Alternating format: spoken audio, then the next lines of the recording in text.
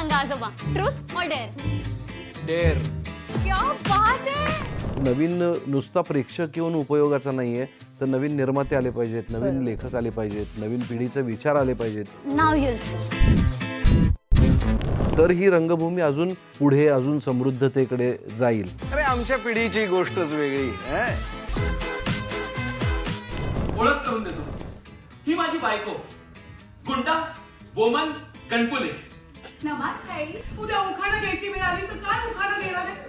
हंड्यावर हंडे सात, दारात गुंड्याची वरात. तुम्हाला कसं सुचलं की या 3 पिढ्यांवर आपण नाटक करायला हवं? असं मला वाटलं की हां, या भोवतीचं नाटक आपण लिहूया आणि आपण अशा विषयाविषयी लिहूया की जे आपल्या मुलीला वाटेल की हां, हे माझ्यासाठी म्हणून लिहिलेलं नाटक आहे. त्याचवेळी माझ्या वडिलांनाही वाटेल की हे माझ्यासाठी लिहिलेलं नाटक आहे. एवढंच वाटतं तर काढा पॅन्ट आणि नेसात होतं.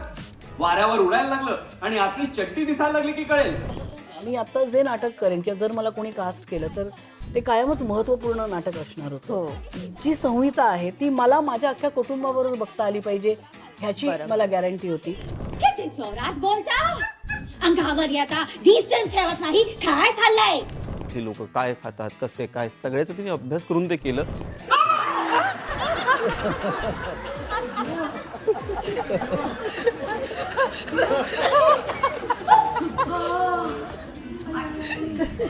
कलाकार म्हणून आपलं कामच आहे काहीतरी कॅरेक्टरवर काम करणं, काहीतरी एक वेगळं काहीतरी आणणं हे आपलं कामच आहे. पण मला पर्सनली बियॉन्ड ॲन ॲक्टर मला पर्सनली स्वतःसाठी पण एक मजा येते. आई काय करते? 3 पिढ्यांवर हे नाटक आहे. कुठला एक असा धागा आहे जे 3ही पिढ्यांसाठी आहे? मुद्दा हा होतोय की प्रत्येक पिढीला असं वाटतं की मला जग कळलं हो. आणि मला कायम वाटत राहतं की माझ्या पुढल्या पिढीला त्या पद्धतीने कळणार नाही जसं मला कळलं.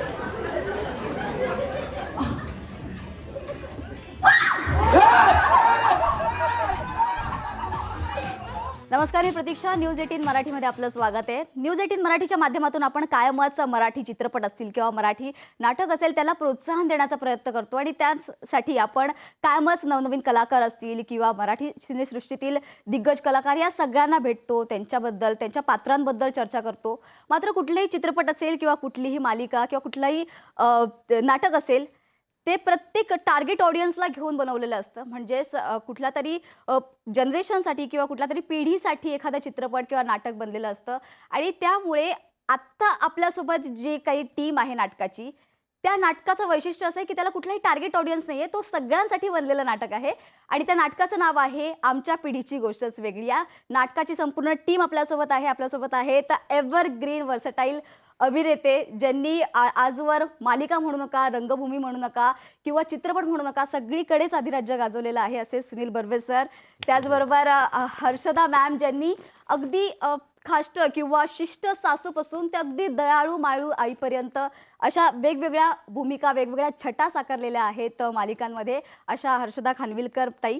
त्याचबरोबर या नाटकात आज एक पात्र साकारणारी अशी क्यूटशी, नटखट अशी उत्साही कायम असणारी वर्सटाईल अभिनेत्री शर्मिला शिंदे यांचं. आणि त्याचबरोबर विशेष मला आज ज्यांचं इंट्रोडक्शन करायचं आहे ते म्हणजे या नाटकाचे लेखक, ज्यांना सर्वात आधी ही सगळी पात्र दिसली आणि त्यांनी ती पात्र रेखाटली आणि त्यांनी आजवर अनेक मालिकांचं लेखन केलेलं आहे. असे या नाटकाचेही लेखक, ज्यांनी या नाटकाच्या माध्यमातून व्यावसायिक रंगभूमीवर आपलं डेब्यू केले असे अमोल पाटील सर. सर, तुमचं संपूर्ण टीमचं खूप स्वागत आहे. आणि सर्वात आधी तर तुमचं सगळ्यांचं अभिनंदन की तुम्ही अशा नव्याने पुन्हा एकदा आता समोर येतात रंगभूमीवरून. सगळ्यात आधी आपण नाटकावर तर बोलणारच आहोत, मात्र मला सगळ्यात आधी या कास्टिंगबद्दल बोलायचं. अगदी आगळं वेगळं कास्टिंग झालेलं आहे या नाटकाचं. म्हणजे तुम्ही हर्षदा मॅम तुमचा एक व्हिडिओ समोर आला आणि त्यानंतर सुनील सरांनी एक व्हिडिओ टाकला आणि त्यानंतर अगदी स्क्रिप्ट घरपोच तुमच्यापर्यंत आली आणि थेट तुमचं कास्टिंग झालं. म्हणजे या नाटकाचे जे निर्माते आहे प्रिया बापट ह्या आणि उमेश कामत सर, हे दोघेही तुमच्या घरी आले आणि तुमची कास्टिंग झाली. मला या कास्टिंग बद्दल जाणून घ्यायचं आहे एकदा. असं वाटेल की हा प्रमोशनचा भाग आहे. प्रमोशनचा भाग होताच, पण मॅनिफेस्टेशन असा व्हिडिओ माझा पहिला आला होता की I want to put it out in the धाडस युनिव्हर्स. लागतं असे व्हिडिओ बनवायला. हे धाडस प्रमोशनचा भाग म्हणून करणं सोपं होतं, पण मी खरंच 1-2 वर्ष अनेकांना सांगत होते मला नाटकात काम करायचंय. लोकांना असं वाटू नये की हा प्रमोशनचा फक्त भाग होता. हे प्रिया उमेशला सुचलं हा एक वेगळाच मुद्दा आहे. म्हणजे इट इज आय थिंक देव संकेत देतो तसं आहे ते. पण त्याआधी मी अनेकांना सांगत होते की मला नाटकात काम करायचे, तर एखादं काही माझ्या योग्य वाटलं तर मला सांगा. इनफॅक्ट आमचे जे सोनल प्रोडक्शन्सचे जे सर्वेसर्वा आहेत नंदूजी कदम, त्यांना बोलले होते मी, कारण जरतरची गोष्ट बघायला मी गेले होते तेव्हा उमेशला म्हटलं होतं. पण खरंच असा योग जुळून येईल असं वाटलं नव्हतं. आणि एक्झॅक्टली 1.25 वर्ष आधी मी एका माध्यमाला इंटरव्ह्यू देताना हे बोलले सुद्धा होते की आय होप हा इंटरव्ह्यू बघताना कोणाला तरी कळेल खरंच मला नाटकात काम करायचं आहे. आणि एक्झॅक्टली 1.25 वर्षांनी ती गोष्ट घडावी आणि त्याच्या प्रमोशनचं पहिलं क्रिएटिव्ह असं यावं की ज्याच्यात मी मॅनिफेस्ट करते, सुनीलजी काहीतरी बोलतायत आणि सगळं जुळून येत आहेत. तर प्रमोशन जरी असलं तरी I think it had all come from the heart. नाही, आणि खूप उत्तम असं कास्टिंग, खूप मजा आली आम्हाला. कास्टिंगची प्रोसेसच बघताना मजा आली. सुनील सर, तुम्ही तुमच्याकडे कास्टिंग डिरेक्ट झालं, तुम्हाला काय सांगाल तुम्ही या सगळ्याबद्दल? नाही, कास्टिंगचं मी अमोलचं नाटक जेव्हा त्यांनी वाचून दाखवलं त्याच्यानंतर मला त्या नाटकाचा विषय आवडला, त्याची मांडणी आवडली, अमोलची लिहिण्याची स्टाईल आवडली आणि अर्थातच निर्माते उत्तम होते आणि सहकलाकार उत्तम होते, त्यामुळे दिग्दर्शक उत्तम होता. तर या सगळ्यामुळे मी त्याच्यामध्ये मी काम करीन असं माझं संमती दिली होती. आणि त्याच्यानंतर मग हे प्रमोशनच्या दृष्टीने त्यांनी मला सांगितलं की असा असा आम्ही विचार करतो आणि मग मी तो तसा एक व्हिडिओसुद्धा बनवला आणि मग जुळून आलं. मग उमेश आला घरी, त्यांनी ते स्क्रिप्ट दिलं, ते परत आम्ही एकत्र वाचलं आणि मग ठरलं की आपण केलं पाहिजे. आणि तेव्हापासूनची प्रोसेस सुरू झाली, रिहर्सल सुरू झाल्या. आणि अजून एक विलक्षण गोष्ट आणि वेगळी गोष्ट ती होती की या नाटकाचा त्यांनी ट्रेलरसुद्धा त्यांच्या 350व्या प्रयोगाला लॉन्च केला.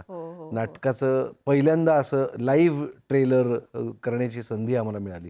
त्यामुळे कास्टिंगच्या बाबतीत तर मी लकीच होतो. आणि काय अशा तुमचा अनुभव कसा होता? म्हणजे एवढ्या टाइम नंतर तुम्ही आधी डेली सोप करत होता कंटिन्यू, आणि तुम्ही किती वर्षानंतर साधारण नाटक केलं आहे? कारण याच्या आधी 20 वर्षानंतर पुन्हा रंगभूमीवर माझ्यासाठी मी आता जे नाटक करेन किंवा जर मला कोणी कास्ट केलं तर ते कायमच महत्त्वपूर्ण नाटक असणार होतं. पण माझ्या डोक्यात काही गोष्टी क्लिअर होत्या की ज्या प्रोड्युसर बद्दल मला खूप विश्वास वाटेल अशा निर्मात्याकडे मला काम करायचं होतं.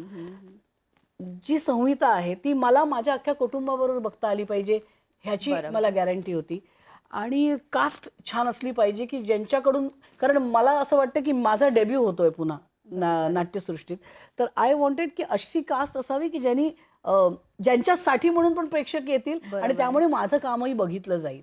सो आय थिंक सगळं जुळून आलं आणि अमोलनीच पहिल्यांदा वाचून दाखवलं आणि नाही म्हणण्याचं काही कारणच नव्हतं. पण कसं आहे, खूप आधीपासून डेली सोप करत आलेत आणि त्यानंतर अर्थातच डेली सोप असेल किंवा रंगभूमी असेल, वेगवेगळ्या पद्धतीचं काम करावं लागतं आपल्याला दोन्हीकडे.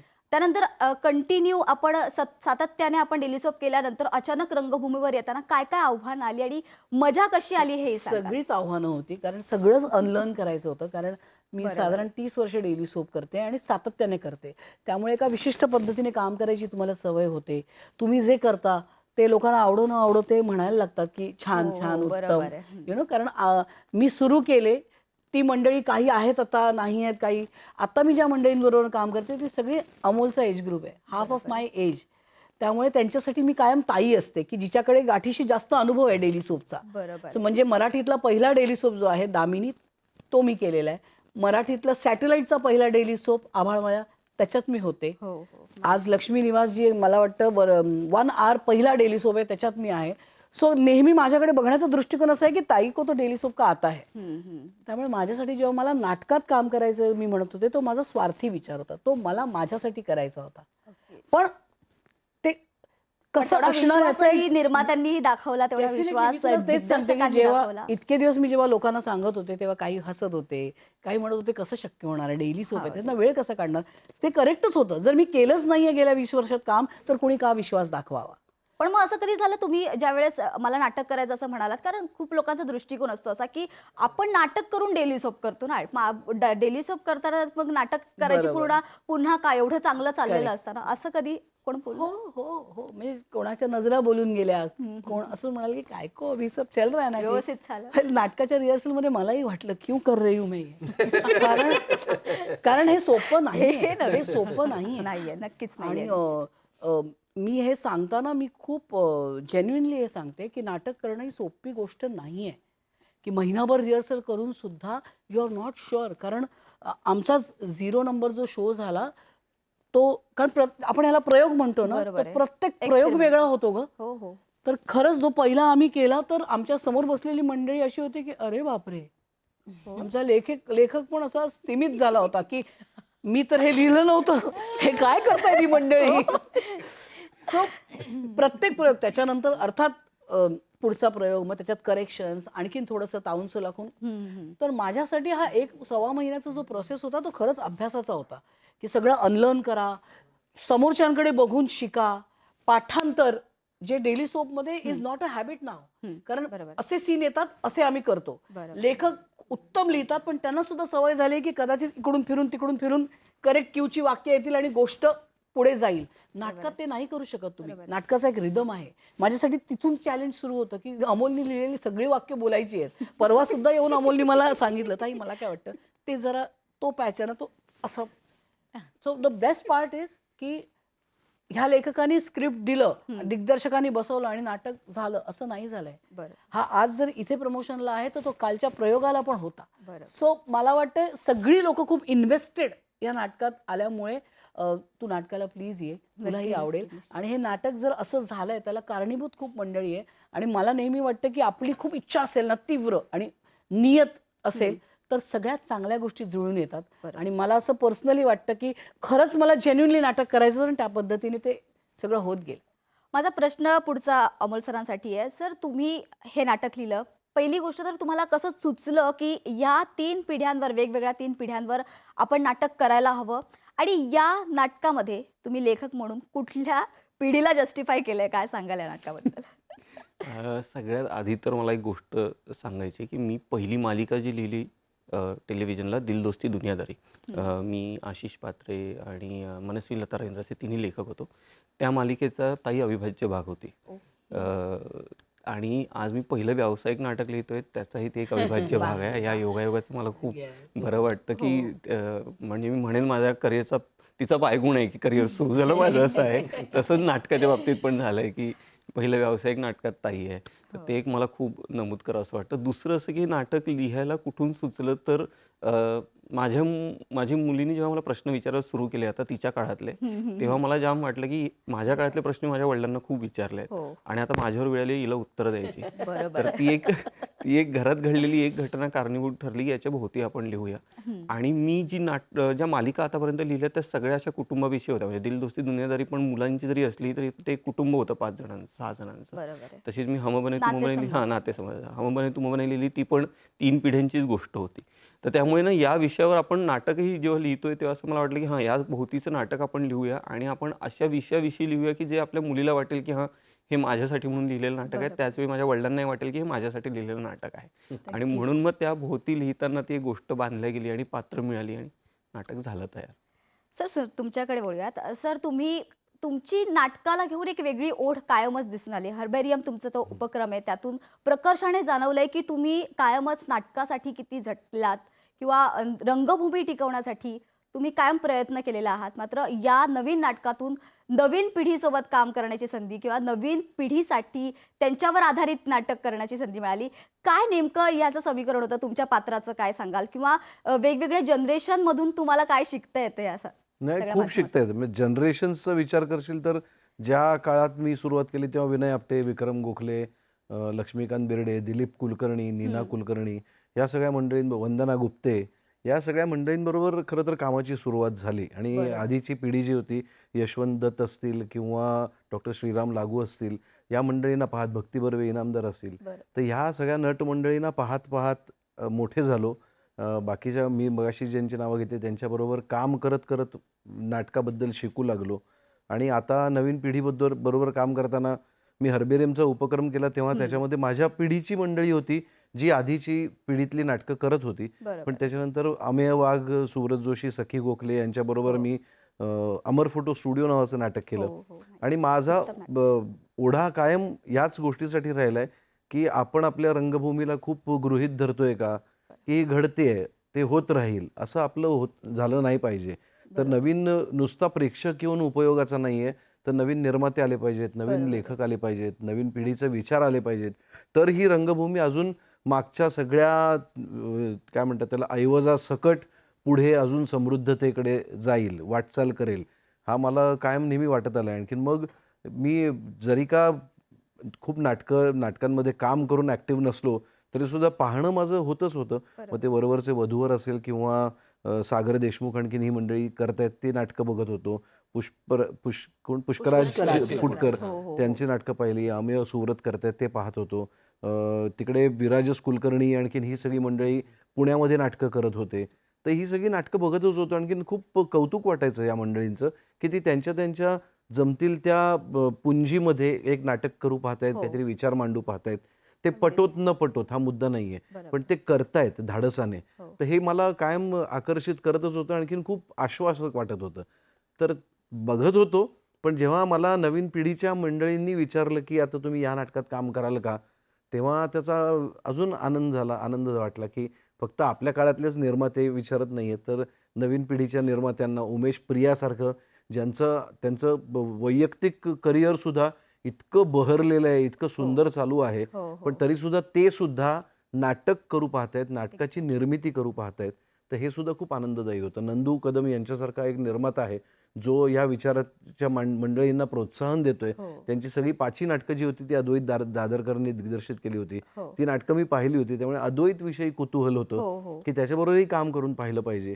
त्यामुळे हे सगळं पाहत असताना आणखीन शिकत असताना असं वाटतच असतं ना की आपण अरे वा आपल्यालाही याचा भाग करून घेतायत, तर किती आनंदाची गोष्ट आहे. मग त्यात आपली मैत्रीणही आहे जी आपल्याबरोबर आधीच्या नाटकात होती आणि ती पण आत्ता पुन्हा एकदा आहे याच्यामध्ये.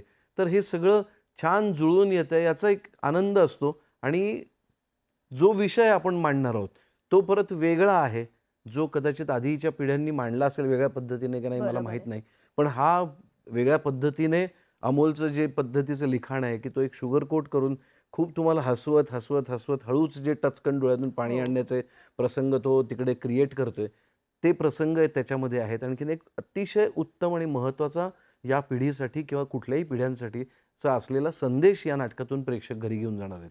तर हे सगळं असं परिपूर्ण पॅकेज आणि त्याचा आपण भाग आहोत याचा आनंद होता. आणि म्हणून मग मी म्हटलं की त्याच्यापेक्षा अजून काय परमेश्वराकडे मागावं. पण खरंच आपण इतक्या दिग्गज कलाकारांसोबत आधीपासून काम करत आलोय, त्यानंतर तीच गोष्ट धरून न ठेवता नवीन पिढीच्या विचारांना, नवीन पिढीला त्यांच्या विचारांचं स्वागत करणं किंवा त्यांच्या कलेला त्यांचं प्रोत्साहन देणं, हे देखील एक तुमचाही तो एक मोठेपणा आहे. नाही मी तो मोठेपणा मी नाही करत. ऍक्च्युली मीच त्याच्याशी मगाशी बोलत होते की खरंच म्हणजे प्रत्येक मीडियममध्ये काम केलेले सुनीलजी आहेत. नाटक असेल, टेलिव्हिजन असेल, सिनेमा असेल, आणि अजूनही म्हणजे कन्सिस्टंटली सातत्याने खूप कमी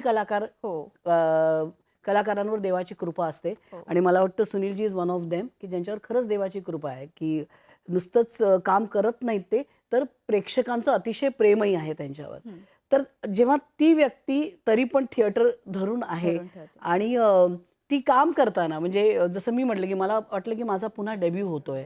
शर्मिला आहे किंवा आणखीन 2 मुलं आहेत आमच्या नाटकात, शंतनू आणि वैष्णवी. कुणालाही अशी ह्याची जाणीव न करून देणे की मी सुनील बर्वे आहे. I think that takes a lot. आणि हे ठरवून नाही तर नॅचरली, ऑर्गॅनिकली. कारण जशी मी स्क्रिप्टमध्ये अडकलेले होते तसे सुनीलजी पण की आपल्याला बेस्ट करायचं आहे. आणि बेस्ट करायचं म्हणजे मी सुनील बर्वे मग मला बेस्ट करायचं नाही, तर नाटक म्हणून हे पात्र म्हणून मला मधुकर गणफुले उत्तम साकारायचं आहे. किंवा त्यांच्यात अजूनही तो एक लहान मुलगा आहे त्यांच्यात की who is trying to find things. म्हणजे आत्ता पण मी हर्षदा त्या तिकडे एक हे मला सुचलंय हे मी घेतो. सो आय थिंक हे खूप एनरिचिंग आणि नरिशिंग आहे की he is trying to be a part of that youth जे आम्हाला वाटतं की he is already there only. कारण त्यांचं काय वय वाढलेलं नाहीच. ते मी बघायला सुरुवात केली तेव्हा पण तसेच होते, ह्या मुलांनी बघायला सुरुवात केली तेव्हा पण ते तसेच होते, आणि आता ह्यांची मुलं येतील त्यांना पण तसेच दिसणार आहेत.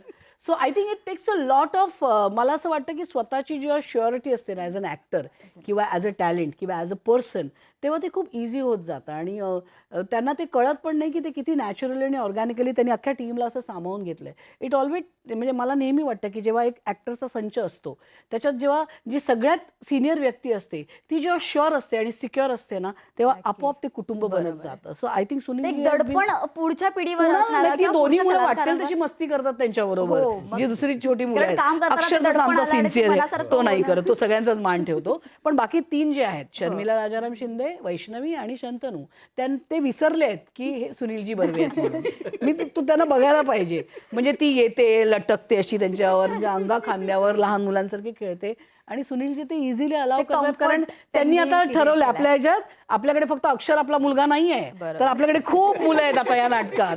तर सगळ्यांना तसंच सांभाळत ते करतात आणि म्हणूनच मला वाटतं हा अख्खा 1.25 महिन्याचा रिहर्सलचा प्रोसेस खूप एन्जॉयबल झाला.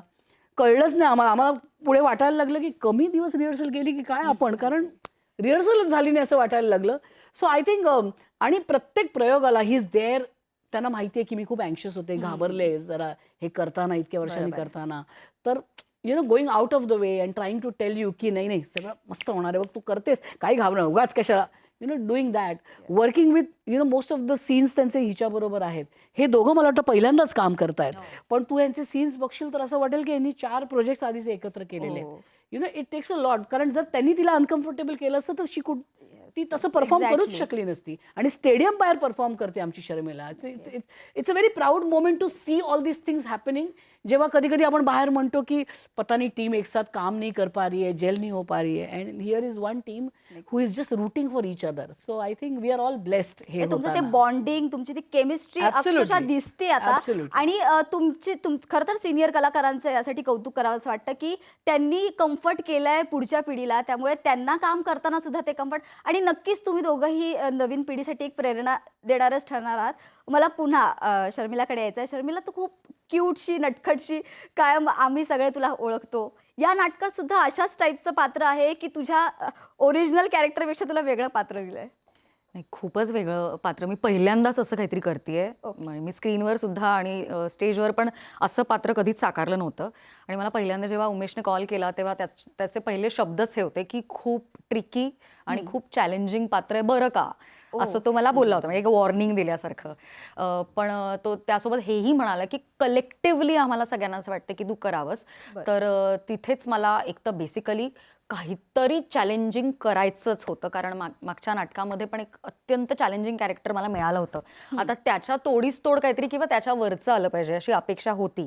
आणि जर सगळ्यांना असं वाटतं की मी करू शकते तर एक जबाबदारी पण वाटत होती. आणि मला कायम असं वाटत असतं की काहीतरी वेगळं यावं, काहीतरी वेगळं मिळावं, कारण कलाकार म्हणून आपलं कामच आहे काहीतरी कॅरेक्टरवर काम करणं, काहीतरी एक वेगळं काहीतरी आणणं हे आपलं कामच आहे. पण मला पर्सनली बियॉन्ड ॲन ॲक्टर मला पर्सनली स्वतःसाठी पण एक मजा येते की काहीतरी वेगळं असेल तर बाबा ही व्यक्ती कशी असेल, मग तिचे मॅनरिझम्स काय असतील, कशी वागेल, कशी बोलेल, हे सगळं मला पर्सनली फार आवडतं करायला. म्हणजे आय एन्जॉय दॅट प्रोसेस.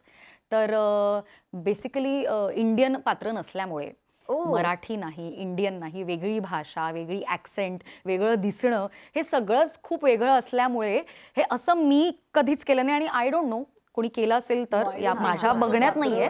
असं पात्र गेल्या यक्ष वर्षात मला वाटतं लिहिलं नाही गेलंय की जी मुलगी खरं तर दिसायला अजिबात परदेशी दिसत नाही, पण कुणी म्हणू शकत नाही की ती परदेशी.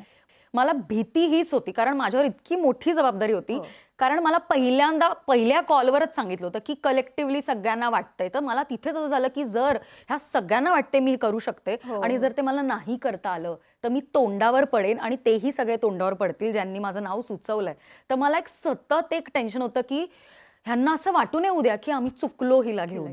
तर ते मला खूप प्रेशर होतं. काय मी असं दाखवलं नाही, पण मला मनात असं वाटायचं की असं वाटत तर नाही ना हिला का घेतलं या कॅरेक्टरसाठी. तर ते त्या टेन्शननी मी केलं.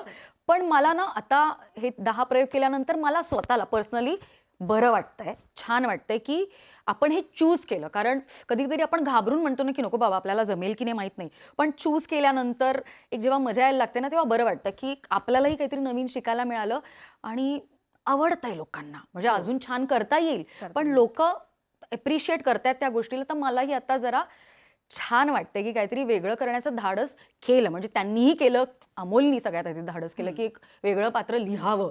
ते सगळ्यात सुरुवात त्यांनी केली आहे. कारण त्याला असं वाटलं की असं मराठी रंगभूमीवर कॅरेक्टर येऊ शकतं. तिथून ती सुरुवात झाली. मग यांना वाटलं की मी करू शकते. मग ते मी चूज केलं, त्याचा मला आनंद आहे की ह्या सगळ्यांनी रिस्क घेतली आणि मीही त्याच्यात एक मला रिस्क वाटतं घेतली. की एक असं पात्र अमोलने लिहिलं की जे कधीही एलियन वाटू शकतं मराठी रसिक प्रेक्षकांना.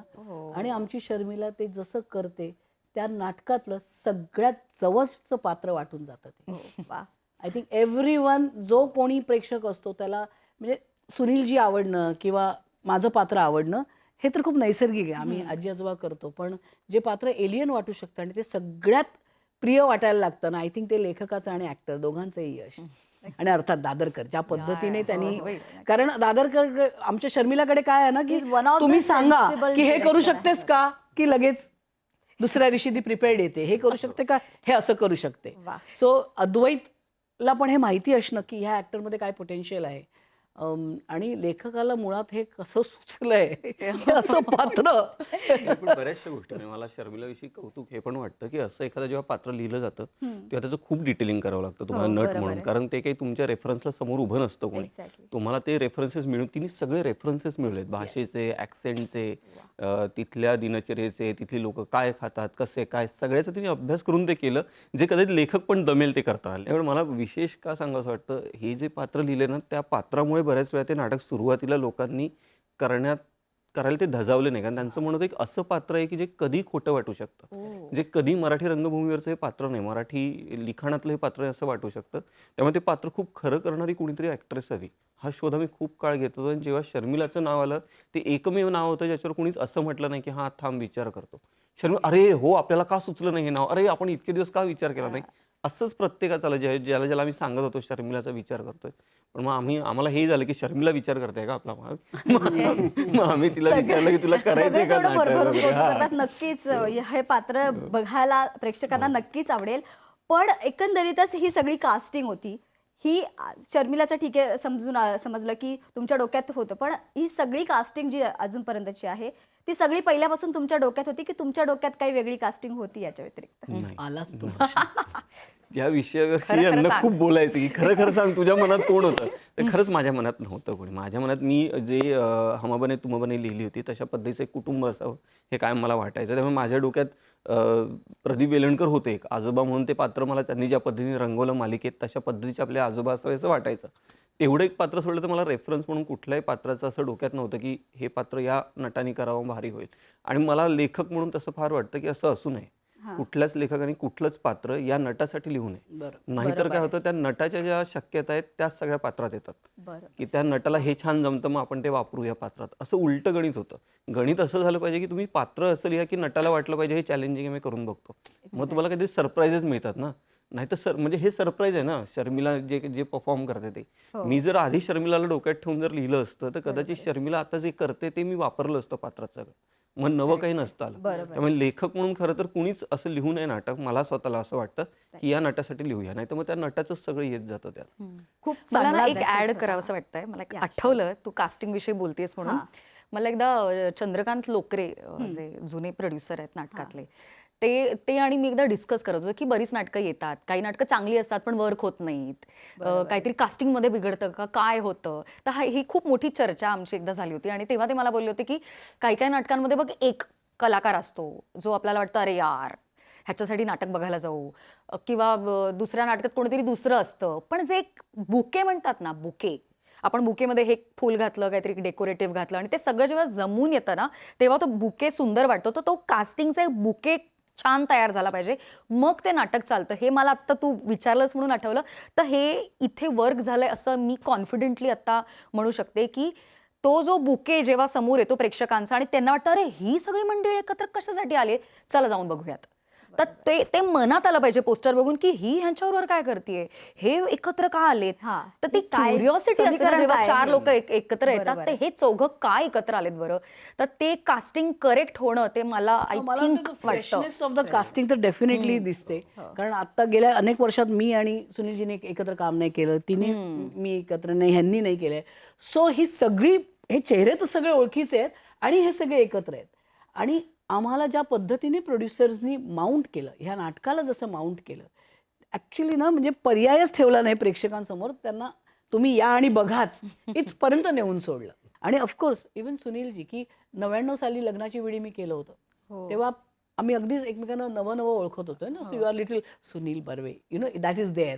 पण तेव्हा सुद्धा तिथे पण खूप मातब्बर मंडळी होती. आणि आय थिंक खऱ्या सिनियर्सची ओळखच ही आहे की सगळे नवीन येणाऱ्या माणसांना कम्फर्टेबल करतात. तिथे निर्मितीताई होती, सुधीर जोशी होते, सुनील होता, you know, everyone made me comfortable in that play.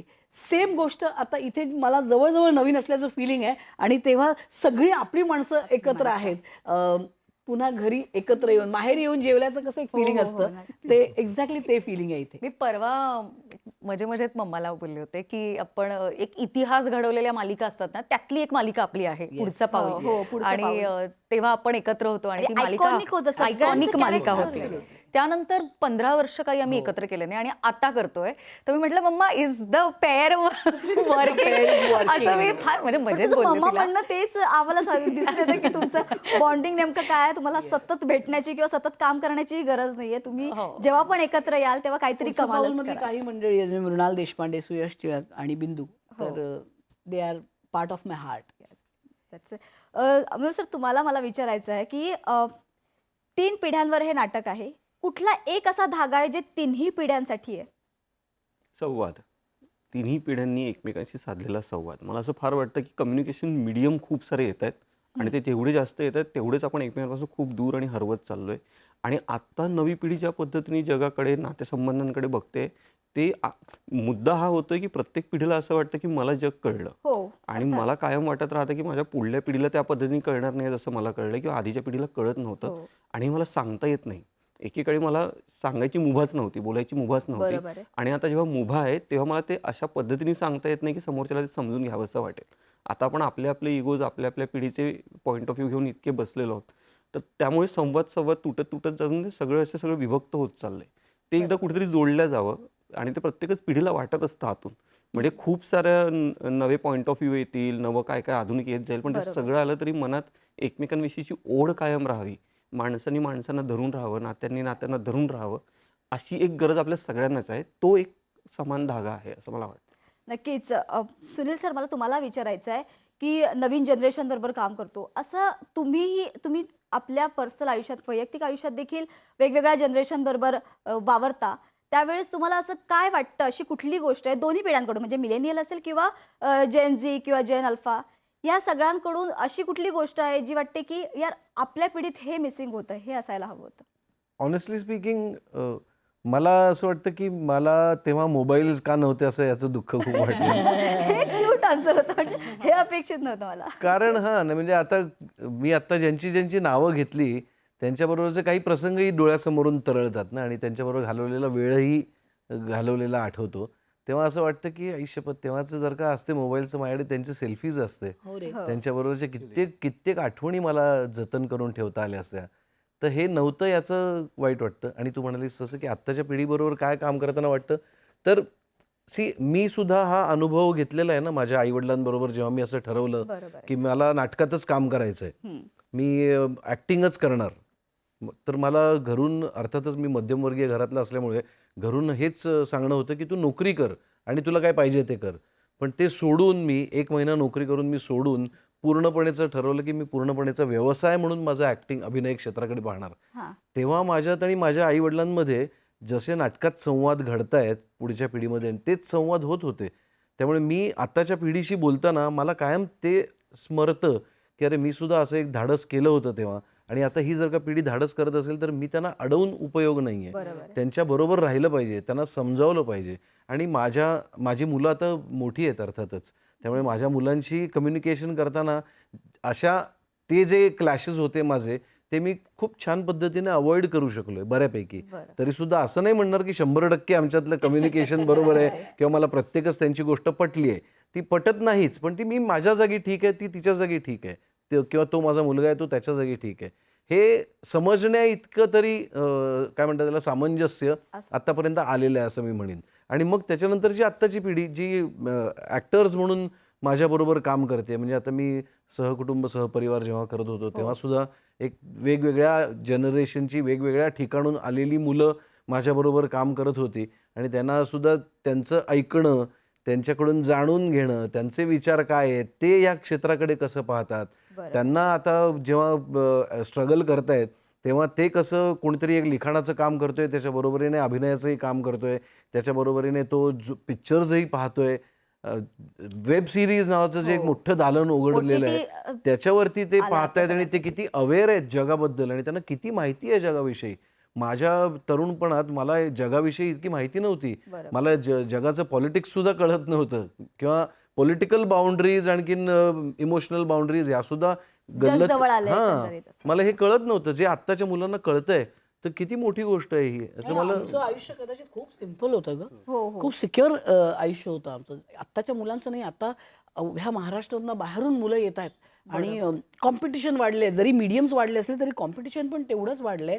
किंवा रादर आता काय म्हणतात ते स्टेबल होण्यासाठी किंवा सिक्युअर होण्यासाठी इतकी धावपळ आणि इतकी दगदग आहे ना की if you are not there at the right time at the right place you have miss the opportunity. So हे इतकं प्रेशर आहे या मुलांवर, do or die kind of situation, इतकं प्रेशर आहे. कारण मीडियम तर खूप आहेत, गोष्टी तर खूप आहेत, अपॉर्च्युनिटीज खूप आहेत. कदाचित आमच्या वेळेला अपॉर्च्युनिटीज कमी होत्या की तेव्हा जसं वाहिन्या होत्या की वाहिनी दूरदर्शन एकच वाहिनी होती तेव्हा when we began our career.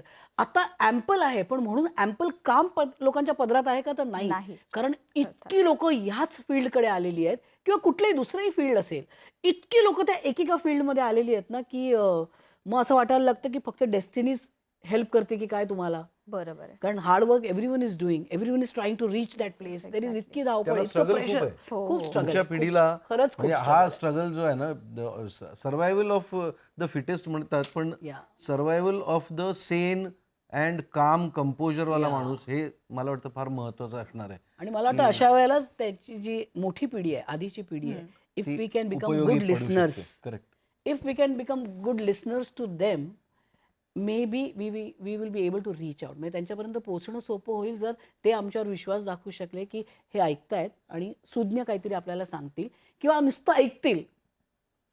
आता माझ्या घरात 23 वर्षाचा भाचा आहे माझा. आता मी त्याला खूप स्टॉक करते किंवा खूप प्रेशर त्याला देते, पण आय हॅव रिअलाइज की तो त्या पिढीतला आहे म्हणून तो फ्रिव्हलस नाही आहे. बरोबर. तो घरातल्या सगळ्यांचा विचार करतोय, तो ते मांडत नाहीये कदाचित. Every day is not coming and telling me I love you. पण खूप छोट्या छोट्या गोष्टींमध्ये आहे की काल तो बाहेर मित्रांना भेटायला गेला होता, त्याला माहितीये मला एका पर्टिक्युलर ठिकाणचा चायनीज राईस आवडतो, तर तो रात्री येताना घेऊन अजून खाना काय का असं दरवाजात विचारलं त्यांनी. पद्धत बदलली आहे फक्त. आपण काही गोष्टी लव्ह अँड अफेक्शन बिकॉज तो मित्रांबरोबर होता, but he thought about me की मालू के लिए लेके जाना है. दिस इज द सक्सेस ऑफ त्याचे आई वडील की त्यांनी कसं रेज केलेलं आहे. So everything is not going wrong. उलट त्यांच्यावर खूप प्रेशर आहे, खूप कॉम्पिटिशन आहे. आमच्या पिढीने खरं तर we need to be very sensitive to that. नक्कीच. सेम प्रश्न शर्मा तुझ्यासाठी पण आहे. तुलाही काय वाटतं ही जी मागची पिढी आहे त्यांच्याकडून आपण काय घेणं गरजेचं आहे आणि पुढच्या पिढीकडून काय घेणं गरजेचं असं पुढची म्हणजे जेनझी, अर्थात तू मिलेनियल असशील, वाटत तू जेनझी वाटत असशील तरी कठीण परिस्थिती नाही. जसं मला नाटकाबद्दल कळलं त्यावेळी मला वाटलं होतं की तू जेनझीच्या ह्याच्यात करणार आहेस की मिलेनियल, हा प्रश्न होता. बट अर्थात तू मिलेनियल असशील तर तुला वाटतं की जेनझीने एखादी गोष्ट त्यांची घ्यावी किंवा ही गोष्ट त्यांनी बदलावी असं तुला वाटतं का? किंवा मागच्या पिढीकडून काय आपण घेतो किंवा आई वडिलांकडून जर आपल्याला वाटतं त्यांच्याशी टॅकल करताना की नाही यार ह्या पिढीने जे केलंय ना ते कदाचित आपण नाही करू शकत आहे, असं वाटतं का? खरं तर खूप जास्त अडकलेले आहोत आम्ही दोन्ही पिढ्यांमध्ये. आम्ही थोडे इथे एक पाय इथे आहे एक पाय तिथे आहे. कधी कधी आम्हाला असं वाटतं की मला पर्सनली असं वाटतं की मी यांच्या पिढीची आहे, कधी कधी मला असं वाटतं की मी जेनझी आहे की काय. कारण खूप आता माझं पर्सनल सांगते मी, I don't know if overall सगळे असा विचार करत असतील की ते मला माहीत नाही, पण I think most of the millennials are like this की मी बऱ्याच गोष्टींमध्ये ओल्ड स्कूल आहे की सिनियर्स एस्पेशली 95 नंतरचं म्हणूया आपण. 95 86 I don't care about that. I am 1986 born. So तर मला so sorry, no it's okay. तर मला बऱ्याचदा असं वाटतं की मी हे जसा विचार करतात सिनेमाबद्दल किंवा सिनियर्सबद्दल तसाच सेम मी विचार करते. आणि जेनझी पिढी कामाबद्दल किंवा लाईफस्टाईल बद्दल जो विचार करते तसा मी विचार करते. पण ना या पिढीकडे बघताना मला असं वाटतं की जे काय म्हणतात त्याला एक ट्रेडिशन जपून ठेवणं किंवा एक रिस्पेक्ट देणं किंवा काय म्हणतात त्याला धरून राहणं, जसं मम्माकडनं मी हे डे 1 पासून शिकले. म्हणजे ज्या दिवशी मी इंडस्ट्रीत आले तेव्हा माय फर्स्ट एन्काउंटर, लाईक मी थोडंसं काम केलं होतं सुरुवातीला, मग पुढचं पाऊल. लोकांना असं वाटतं की पुढचं पाऊल पहिली मालिका आहे, पण पहिली म्हणायला हरकत नाही कारण पहिला मोठा प्रोजेक्ट होता आणि अगदी छोटं मोठं काम करून आले होते मी. तर मम्मा जेव्हा मला भेटली तेव्हा मी पहिलं जे तिच्याकडनं शिकले आणि जे आजपर्यंत माझ्याबरोबर आहे ते म्हणजे माणसं कशी जोडायची, त्याच्यात तिची एक्सपर्टीज आहे.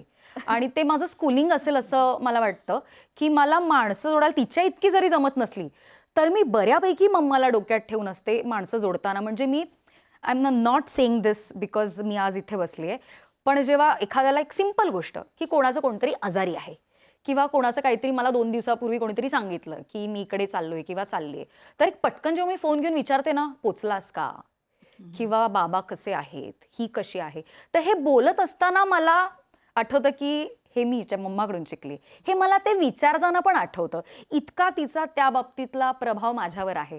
तर मला असं वाटतं ही गोष्ट या पिढीकडनं, इवन सुनील दादा, की हे तर मला कळतच नाही कुठल्या पिढीतले.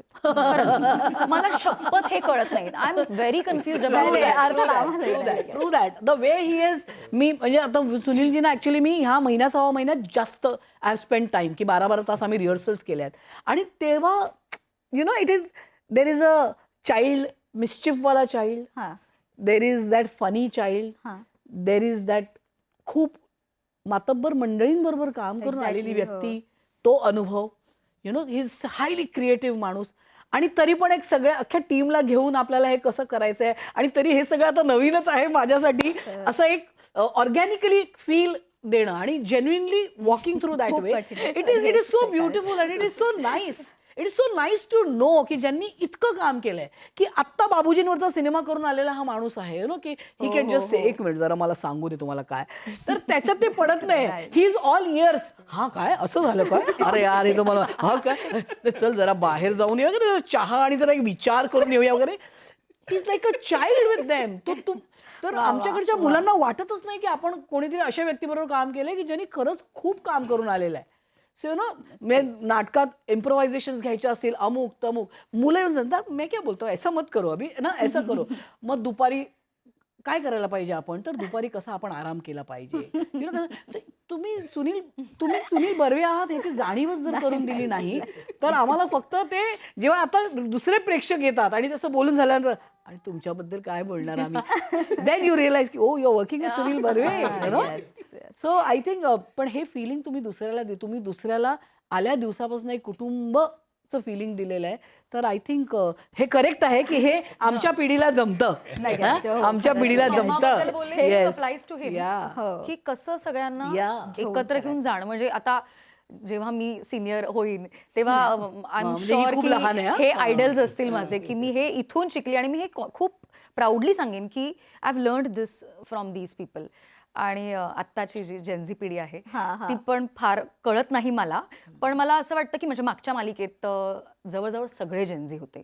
तर सुरुवातीला थोडा मला प्रॉब्लेम झाला, म्हणजे कधी कधी रागही यायचा की हे असे काय आहेत, ह्यांना हे इमोशनली अटॅच काय नाहीयेत असं मला वाटायचं. फार आधीच्या पिढीला आपल्याबद्दल वाटतं काही गोष्टींबाबतीत तसं, म्हणजे मी कसं काही झाल्यावर ना खूप विचार करेन त्या गोष्टीवर, मम्मा करेल, म्हणजे माझ्या पिढीपर्यंत ते आहे की आम्ही ओव्हर थिंक करू त्या गोष्टीबद्दल की अरे ही असं बोलली किंवा मी जे केलं ते त्याच्यामुळे कोणाला वाईट वाटलं असेल का, आपण खूप विचार करतो, मी चुकीचं बोलले का, मी सॉरी जाऊन सॉरी म्हणू का, असं आपण खूप विचार करतो. ते म्हणजे ते मूव्ह ऑन. तर मला राग यायचा, पण नंतर मला कळलं की असं नाहीये की दे मूव्ह ऑन, ते नंतर कदाचित वेगळ्या पद्धतीने आपल्याला सांगतील ती गोष्ट येऊन. तर ना एक सिम्पल एक्झाम्पल द्यायचं झालं तर त्या पिढीकडनं मला जे शिकायला मिळालं, जे मला आवडते आणि जे मी काय म्हणते एक्झिक्यूट पण करते, ती म्हणजे आपण एक ग्रुप पाहिला, समजा एक कुत्रं बसलंय, एक मांजर आहे, त्यात एक पक्षी आहे, एक पाल आहे, असे वेगवेगळे प्राणी एकत्र येऊन बसतात, ते फार रेअर असतं. जेनझी पिढी तशी आहे, ते सगळ्यांना घेतात. तू भी आ, तू पण ये, तू पण आहे, कुणाला असं तू आमच्यातला नाहीस वगैरे असं करत नाहीत. आणि ते जे एकत्र मिळून सगळ्यांना अप्रिशिएट करतात ना जेनझी, मला त्यांचं ते फार आवडतं. So I think I am becoming open to every possibility because of the Gen Zs. मला वाटतं सुनीलजी आणि आम्ही आता ज्या पद्धतीचे रोल्स करतो मालिकांमध्ये वगैरे, तर इमिजिएटली म्हणजे एक पाऊसवाला कॅरेक्टर सोडलं तर बाकी सगळी वेगळी पिढी आहे. And it is amazing. म्हणजे मी सांगते, मी इंस्टाग्रामवर आहे तर त्याला कारणीभूत आशुतोष गोखले की त्यांनी he made me come on that, he made me enjoy it. की मी जेनझीचं एक आणखी एक वैशिष्ट्य म्हणजे ते प्रिटेंड नाही करत. म्हणजे माणूस बघून किंवा ठिकाण बघून दे आर लाईक की आम्ही असेच आहोत, आम्ही त्यांचे असेच आहोत. सूर तुम्ही पण जुळले या, तर तुम्ही पण या. जुळले, आम्हाला काही प्रॉब्लेम जुळले तर जुळले. ते तुम्हाला फेक ते नाही करत येऊन करत. असं नमस्कार कर वगैरे असं हा, काही सर, नाही. उगाच दे विल कम येऊन अँड डू सर द वगैरे झप्पी. अजिबात नाही. जर त्यांना तुम्ही आवडताय तर तुम्ही आवडताय. Yes exactly. आणि जर अजून एक मला असं filter वाटलं नाहीये, की आपण ना फार लिंगर करतो. म्हणजे आम्ही सगळेच फार एखाद्या गोष्टीवर लिंगर करत राहतो की का असं झालं, का असं झालं. Overthink. तर ते त्यांच्याकडून मी फार शिकले की इतकं सिरियसली घेण्यासारखं काहीच नव्हतं. आपण खूप वेळ वाया घालवला, एनर्जी घालवली, इमोशनली पण ड्रेन झालो. इतकं ते नव्हतंच जितकं आपण त्याला ती एनर्जी. पण क्लिअर होत गेले. आपल्याला असं वाटतं की बऱ्याचदा आपण असं ऐकतो की ह्या जेनझी लोकांना एन्झायटी वगैरे, डिप्रेशन, हे काय आहे, म्हणजे हे काय, आम्हाला तर कधी नव्हतं. तुम्हाला होतं, पण तुम्ही ते व्यक्त करावं इतकं तुम्हाला कधी ती मुभाच नव्हती. त्याला ते म्हणतात हेच आम्हाला माहिती नाही. देर इज अ पॉसिबिलिटी की समजा आपल्याला हवं असलेलं काम आपल्याला मिळालं नाही तर कदाचित 2 दिवस आपण कोणाशी बोललो नाहीये, फार कमी बोललोय, दॅट माइट बी डिप्रेशन किंवा दॅट आता किंवा आपण पटकन कोणावर तरी चिडलो तर दॅट माइट बी की अँझायटी आहे. पण हे शब्द नव्हते आमच्याकडे तेव्हा. कन्सेप्टला बिमारी सब थी रे वही.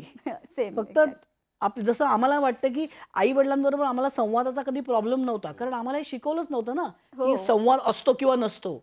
आईने ठरवलं आज डब्यात काय द्यायचंय, पप्पानी सांगितलं आता अभ्यासाला बसा, पप्पानी सांगितलं ग्रॅज्युएट व्हायचं, की हे इतकं क्लिअर होतं. एक दरी होती जी पुढच्या पिढीने पुढच्या पिढीला ते व्यवधान वाढली उलट आता. म्हणजे आता ती वाढली. आता you want to discuss, you want to sit, you have a something to say. आणि आम्ही नाही बोललो, कठीण झालं आता. नाही बोललो तर ते सोशल मीडियावर कोण ना कोणतरी म्हणतच असतं, त्याच्यात 4 गोष्टी शिकत असतो. मला एवढंच कळलंय की the beautiful part would be की कुणालाही आपण कमी न लेखता त्यांच्या टॅलेंटला, त्यांच्या माइंडला, त्यांच्या इंटेलिजन्सला, त्यांच्या इमोशनल कोशंटला कमी न लेखता if we can adapt our selves we can build a bigger family. कारण आम्ही ज्या क्षेत्रात काम करतो तिथे रोज 60 माणसं एकत्र काम करतात. बरोबर. त्या 60 माणसाची 60 प्रॉब्लेम आहेत. आपलं कदाचित त्या दिवशी कुठलाच प्रॉब्लेम नसतो, पण उरलेल्या 60च्या आयुष्याची काहीतरी वाताहत झालेली असते. तर अशा वेळेला जर आपण अडॅप्ट करत गेलो ना सिच्युएशनला आणि जर एकमेकांना कम्फर्टेबल करत गेलो तर लाईफ इज ग्रेट यार. आपण कोविडसारखा काळ बघितलेला आहे जिथे आपल्याला माहिती नव्हतं आता आपण जगणार आहोत का. तर त्याच्यानंतर मला वाटतं each day is a bonus आणि तो सुंदर जगता आला पाहिजे. Seize the day my friend, that's it. है ना? पण तरी पण EMI येतोच. बरं, एक तुम्ही पुढच्या पिढीकडून शिकलेला एखादा स्लँग वगैरे जो तुम्हाला असं वाटतं की हा कूल आहे, मजा मला असं वाटतं की स्लेड इट. ब्रो. आणि मला असं वाटतं की जिंदगी ना मिलेगी दुबारातलं हे वाक्य ना कायम माझ्या इथे राहतं. Seize the day because today is the day. If आज जर मी माझ्या आईला दुःखी करते तर मला आजच सॉरी म्हटलं पाहिजे. There is no tomorrow, it is today. But this is so true about mamma. मी तिला 2011 साली बघत होते आणि आज बघते सेम द सेम एनर्जी. आणि I believe that she believes in seizing the day. कारण असं कधीच नाही होत की ती आली आहे आणि आज ती काहीतरी तिचं घेऊन बसली की आज असंच झालं, आज मी लोच आहे. तिचे प्रॉब्लेम्स असणार आहेत. मला वाटतं त्याच्यापेक्षा काही जास्त असतील कदाचित, पण ती ते कधीच दाखवत नाही. तीच एनर्जी घेऊन येते आणि असं वाटतच नाही की आज काहीतरी लो आहे. फक्त सुनीलजींना हल्ली वाटतं जेव्हा मी विंगेत उभी असते तेव्हा. आय एम टेलिंग यू की कधी कधी आपल्याला कळत नाही माणूस, आपल्याला तो कळायला कदाचित तो वेळ घालवावा लागतो. माझे ना पहिल्या 2-3 एंट्रीजला खूप फास्ट चेंजेस आहेत. तर माझ्या एका एंट्रीला नंतर ना मी थोडी अशी असते तर ते असे पाठीवर येतात आणि असं सगळं छान होतं, छान होतं, आणि असं पाठीवर like a big brother hill just come and do this things. त्याचं महत्व मला किती आहे हे कदाचित मला शब्दातही नाही मांडता येणार. किंवा त्यांना ती काळजी वाटते की खूप अँशियस झाली, खूप अँझायटी, श्वास, tell me breathe breathe breathe. It is so important. एका पॉइंट नंतर this is just a family and he is worried की अभी एंट्री में मस्त हो जाए इसका, उसके लिए ब्रीथ ब्रीथ ब्रीथ. मस्त होते, छान होते, छान होते. I think this is the beauty of this team and this play की आम्ही आमचा सीन नसल्यावर आम्ही विंगेत उभे असतो किंवा हे पण आम्ही एकमेकांचे सीन बघतो.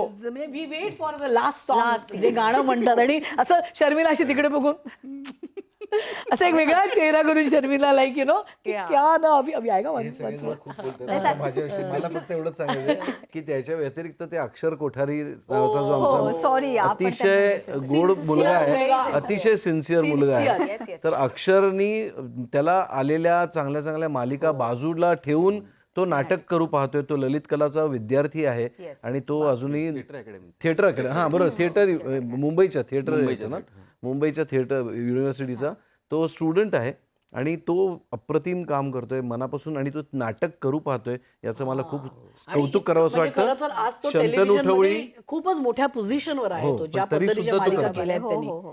आणि तो ते कंटिन्युअसली लीड इतकं सिन्सिअर म्हणजे लहान बाळ असल्यासारखं सिन्सिअरली काम करतो ग तो. इट इज म्हणजे ना असं sometimes I really my heart just goes out. कारण नाटकात सगळ्यात जास्त प्रॉब्लेमली त्याला बोलायचं आहे, खूप सांभाळायचं रोल, खूप ट्रिकी रोल आहे. म्हणजे भावखाऊ रोल नाहीये खरं तर, भावखाऊ रोल हे इतरांचे आहेत बरोबर यु नो, पण अख्खं नाटक हे त्याच्या खांद्यावर आहे खरं तर. कारण तो ती मधली पिढी करतोय यु नो. हिच्याकडे एक वेगळ्या पद्धतीचं कॅरेक्टर आल्यामुळे आणि ती उत्तम करत असल्यामुळे एक गिमिक आहे. सुनीलजी तो सुनीलजी आहे, उनका चार्म तो है ही. मला एक वेगळी भूमिका मिळालेली आहे. दुसरं तो अक्षर केले ना सगळ्यांना सांभाळून करायचंय आणि तो ज्या पोट तिडकीने पहिल्या दिवसापासून जी सिन्सिअरिटी दाखवतोय ना, तर त्याच्यावर सगळा प्रॉव्हिडंट फंड ओवाळून टाकावा. बापरे, माझ्या पप्पाचा नाही, माझ्या वडिलांना ना माझा कलाप्रेमी माणूस होता, क्रिकेट वेडा आणि कलाप्रेमी. तर त्याचं फेवरेट वाक्य होतं, कोणाचं काम छान बघितलं की अरे काय केलं यार, अख्खा प्रॉव्हिडंट फंड उधळून लावा. मला हे वाक्य माझ्या कायम स्मरणातलं वाक्य आहे की एक नोकरी करणाऱ्या माणसासाठी सगळ्यात मोठी गोष्ट काय असेल तर प्रॉव्हिडंट फंड. तर ते इतकं भावलंय की प्रॉव्हिडंट फंड उधळून टाकावा.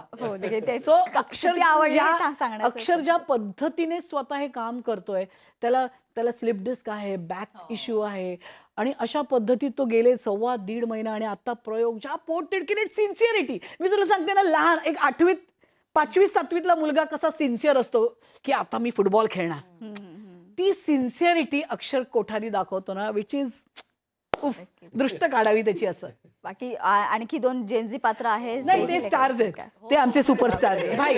उनको कुछ आय थिंक तुम्हाला तुमचे आई वडील कसे लहानाचे मोठे करतात ना, हे दिसतं त्या दोन्ही मुलांच्या वागण्यामध्ये. की खरं तर म्हणजे शंतनू जे पात्र करतं ते नाटकात खूप उशिरा येतं, पण रिहर्सल तर आम्ही 10-12 तास केलेली आहे, यायची वेळ तीच आहे. तर असं, आणि तो आत्ता एकांकिका वगैरे ह्याच्यातनं आलेला आहे आणि ते पण सुपरहिट एकांकिका वगैरे बक्षिसं मिळवलेल्या ह्याच्यातली. तरी पण की सिन्सिअरिटी, एक नाटकाप्रती असलेलं प्रेम मला वाटतं, त्या प्रोसेसबद्दल असलेलं प्रेम. म्हणजे माझ्यासाठी इट इज अ लर्निंग. ह्या मुलांकडे बघून इट इज की नाटकावर प्रेम करावं लागतं तरच तुम्ही हे करू शकताय, नाहीतर नाही होऊ शकत. आणि तुम्ही किती प्रेम करता या नाटकावर आणि तुम्ही एकमेकांवर किंवा एकमेकांच्या पात्रांवर तुम्ही इतकं प्रेम करता आणि ती खूप तुमची ती बॉन्डिंग दिसून येते. नक्कीच हे सगळं पर्सनल, आपण वैयक्तिक स्वभाव आपला जो आहे तो सुद्धा आपल्या कामावर खूप परिणाम करतो आणि तुमच्या आपापसात असलेली बॉन्डिंग ती सुद्धा एक चांगली कलाकृती घडवण्यास खूप मदत करते. आणि निश्चितच मला खात्री आहे की तुमचं हे नाटक सुद्धा खूप छान यापुढेही चालेल. आताही खूप छान प्रतिसाद येतोय, पण यापुढेही उत्तम प्रतिसाद आणखी त्याला येईल आणि तुमचं नाटक आणखी सुपरहिट होईल अशी आम्हाला अपेक्षा आहे. आणि तुम्ही आला तिथे आमच्याशी गप्पा मारला त्यासाठी खूप खूप स्वागत. आमच्या पिढीची गोष्टच वेगळी या नाटकातर्फे सगळ्यांना तुम्हाला सुद्धा धन्यवाद की तुम्ही आम्हाला प्रोत्साहन देताय. नाटक बघायला जरूर या सगळ्यांनी, जे कोणी सगळे आणि जे बघतायत हा इंटरव्ह्यू आठवणीने या.